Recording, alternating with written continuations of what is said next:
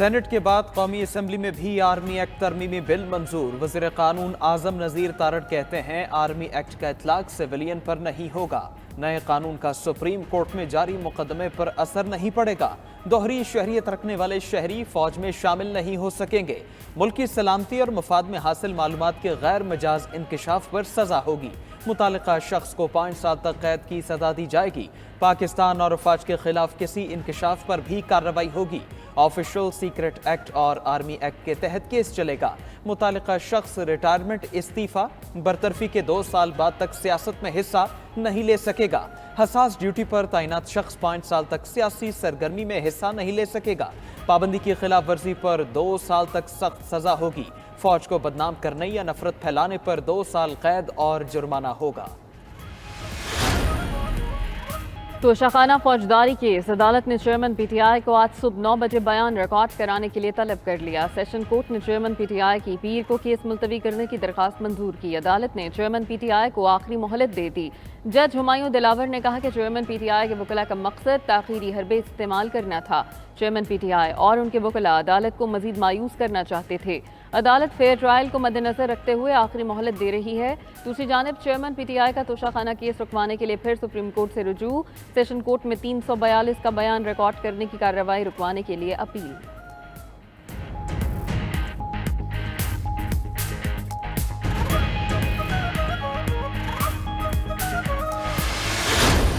نگراں حکومت کے لیے حکومت میں شامل اتحادیوں کی مشاورت مکمل۔ تمام جماعتوں نے کسی سیاسی شخصیت کو نگراں وزیراعظم مقرر کرنے پر اتفاق کر لیا۔ حتمی فیصلہ وزیراعظم اور اپوزیشن لیڈر کی ملاقات میں ہوگا۔ نگراں وزیراعظم کے معاملے پر اپوزیشن لیڈر راجہ ریاض بھی متحرک۔ بدھ سے اپوزیشن جماعتوں سے مشاورت کا فیصلہ کر لیا۔ راجہ ریاض کہتے ہیں کوشش ہے نگراں وزیراعظم کے لیے مجوزہ ناموں میں ماہر معیشت، سیاستدان اور ٹیکنوکریٹ شامل ہوں۔ سی پیک کے 10 سال مکمل کنونشن سینٹر میں تقریب۔ پاکستان اور چین کے قومی ترانے بجائے گئے۔ تقریب میں دونوں ممالک کی قیادت کی شرکت۔ چین کے نائب وزیر اعظم ہی لفینگ نے سی پیک کو فلیگ شپ منصوبہ قرار دیا۔ کہا کہ منصوبہ پاکستان اور چین کی دوستی کے نئے دور کا آغاز ہے۔ سی پیک سے خطے میں سماجی ترقی کا دور شروع ہوا۔ اربن ریلوے، سڑکوں اور فائبر آپٹک سمیت مختلف منصوبے مکمل ہو چکے۔ انڈسٹری، کلچر اور صحت کے شعبوں میں مزید تعاون کی ضرورت ہے۔ وزیر اعظم شہباز شریف بولے کہ سی پیک کے تحت $25 ارب سے زائد کی سرمایہ کاری ہوئی۔ بیشتر منصوبے وقت سے پہلے مکمل کیے۔ سی پیک منصوبوں سے توانائی بحران کا خاتمہ ہوا۔ موجودہ حکومت گوادر کی ترقی کے لیے تمام وسائل بروئے کار لا رہی ہے۔ دہشت گردی کے خاتمے کے لیے مل کر کام کرنا ہوگا۔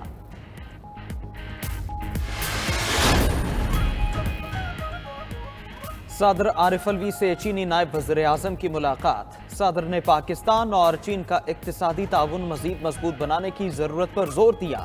وزیر اعظم شہباز شریف سے بھی چین کے نائب وزیر اعظم ہی لیفنگ کی ملاقات۔ پاک چین تعلقات، سی پیک اور 2 طرفہ اقتصادی و مالیاتی تعاون پر تبادلہ خیال۔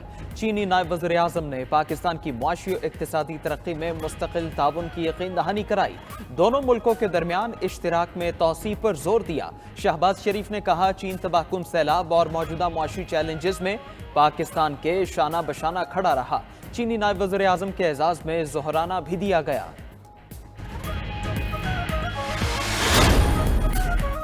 Army chief general Syed Asim Munir سے چین کے نائب وزیر اعظم ہی لفینگ کی ملاقات ہوئی۔ باہمی دلچسپی کے امور اور دفاعی تعاون پر تبادلہ خیال۔ آئی ایس پی آر کے مطابق دونوں رہنماؤں نے تمام شعبوں میں تعلقات کو مزید وسعت دینے اور مضبوط بنانے کی خواہش کا اعادہ کیا۔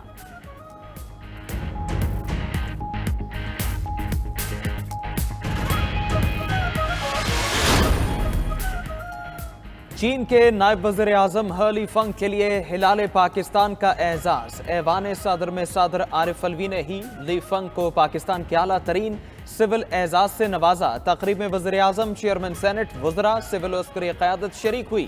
پاکستان اور چین کے درمیان زرعی، صنعتی اور مواصلاتی شعبوں میں مفاہمت کی یادداشت پر دستخط کیے گئے۔ سی پیک کے 10 سال مکمل ہونے پر حکومت کا $100 مالیت کے 10,000 سکے جاری کرنے کا بھی فیصلہ۔ पाकिस्तान मिनरल समिट आज इस्लामाबाद में होगी। बैन अल-अक़वामी मंदूबीन और सरमायाकार शिरकत करेंगे। वज़ीर आज़म मेहमान ख़ुसूसी और army chief guest of honour होंगे। रेकोडेक मनसूबे की आइंदा साल तकमील और 2028 तक कानकनी के आगाज़ का हदफ। आला मयार का तांबा और सोना निकलेगा। 7,500 अफराद को रोजगार मिलेगा। मुसद्दिक मलिक कहते हैं कि पाकिस्तान में मादनियात की कुल मालियत का अंदाजा $6 ट्रिलियन से जायद लगाया गया। अपनी मादनियात की मिट्टी नहीं बल्कि तरक्की बेचेंगे। रेड टेप को रेड कारपेट में बदलेंगे। सरमायाकारी से बलूचिस्तान की किस्मत बदलेगी।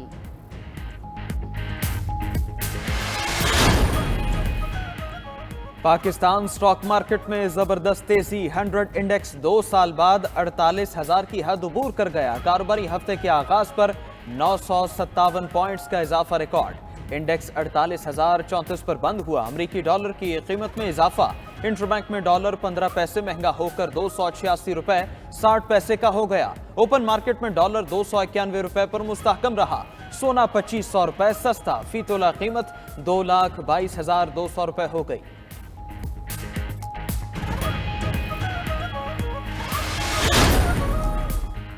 शरह सूद 22% पर बरकरार। नई मॉनेटरी पॉलिसी का ऐलान। Governor state bank Jameel Ahmad कहते हैं कि अगले 2 माह के लिए शरह सूद 22% ही रहेगी।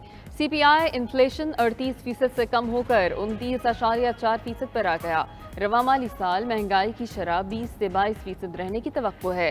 आइंदा माली साल तक महंगाई 5 से 6% पर आ जाएगी। आइंदा साल शरह नमू 2 से 3% रहने का इम्कान। अदायगियों के बाद ज़र मुबादला ज़खायर $8.2 अरब हैं।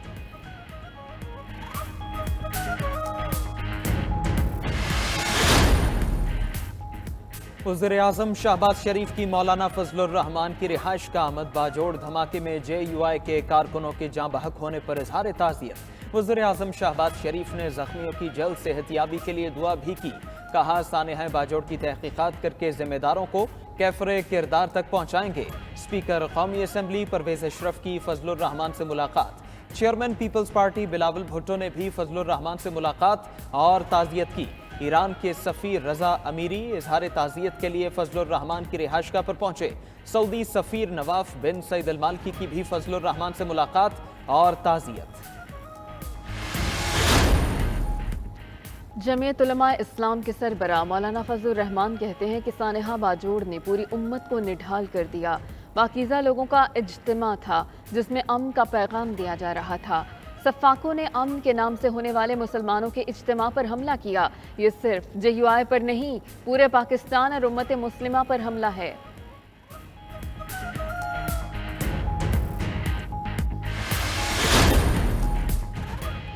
स्पीकर राजा परवेज अशरफ की ज़ेरे इस्तारत कौमी असम्बली का इजलास। इजलास के आगाज़ में ऐवान में बाजोड़ धमाके में जाँ बहक अफराद की इसाले सवाब के लिए फातिहा ख्वानी की गई।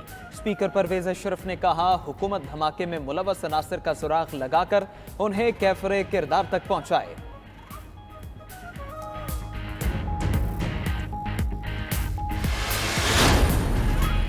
वज़ीर आज़म शहबाज शरीफ से अवामी नेशनल पार्टी के रहनुमा एमल वली खान की मुलाकात। इस्लामाबाद में मुलाकात में मुल्क की मौजूदा सियासी सूरत हाल पर गुफ्तगू। वज़ीर आज़म शहबाज शरीफ से BAP के रहनुमाओं की मुलाकात का भी इम्कान। बाद सियासी रहनुमाओं की बलूचिस्तान अवामी पार्टी छोड़कर मुस्लिम लीग नून में शमूलियत मुतवक्के। दूसरी जानिब मुस्लिम लीग नून ने इंतखाबात के लिए कमर कस ली। 30% नए चेहरों के साथ मैदान में उतरने का फैसला। नवाज शरीफ की वापसी पर दीगर पार्टियों के अफराद भी नून लीग में शामिल होंगे।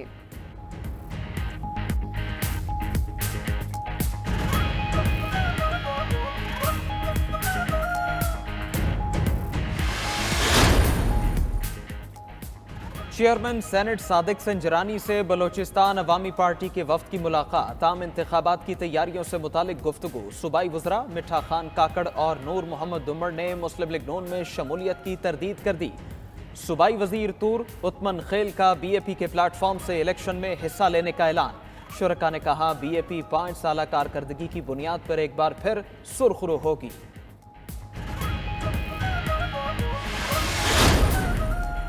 इलेक्शन कमीशन की सियासी वाबस्तगी वाले निगरान वज़रा को फौरी हटाने की हिदायत। सेक्रेटरी इलेक्शन कमीशन का निगरान वज़ीर आला खैबर पख्तूनख्वा को खत। کہا کہ چند وزراء، مشیروں اور معاونین خصوصی کو سیاسی وابستگی پر بھرتی کیا گیا۔ نگران کابینہ کے بعض افراد میڈیا پر بھی سیاسی وابستگی کا اظہار کر رہے ہیں۔ نگران وزیر شاہد خٹک نے الیکشن کمیشن کے حکم پر استعفیٰ دیا۔ نگران وزیر اعلیٰ اپنی کابینہ کو کم سے کم کریں۔ دوسری جانب انتخابی ضابطہ اخلاق کی خلاف ورزی پر وفاقی وزیر مرتضیٰ جاوید عباسی کو نوٹس۔ ایبٹ آباد میں انتخابی عمل میں سرگرمیوں پر نوٹس جاری کیا گیا۔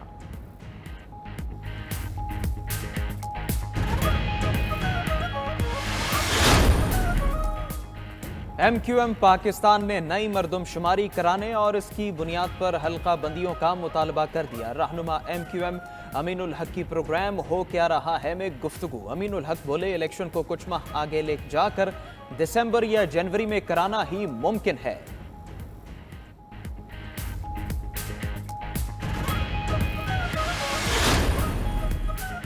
نگران وزیر اعلیٰ پنجاب کی جنرل اسپتال لاہور آمد۔ سول جج کی اہلیہ کی مبینہ تشدد کی شکار بچی رضوانہ کی عیادت کی۔ بچی کی والدہ کو بھی دلاسا دیا۔ بولے بچی پر بدترین تشدد کرنے والی ملزمہ قانون کے تحت سخت سزا کی حقدار ہے۔ دوسری جانب محسن نقوی کا اسلامیہ یونیورسٹی بہاولپور اسکینڈل پر جوڈیشل کمیشن بنانے کا اعلان۔ تمام یونیورسٹیز میں انسداد ہراسمنٹ سیل بھی بنائے جائیں گے۔ اسلامیہ یونیورسٹی بہاولپور کیس کی تفتیش لاہور منتقل۔ مہنگی بجلی کے بعد ایل پی جی کی قیمتوں میں بھی اضافہ۔ ایل پی جی 23 روپے 86 پیسے مہنگی، فی کلو قیمت 201 روپے 15 پیسے ہو گئی۔ گھریلو سلنڈر 2373 روپے کا ہو گیا۔ ایل پی جی کے گھریلو سلنڈر کی پرانی قیمت 2092 روپے 13 پیسے تھی۔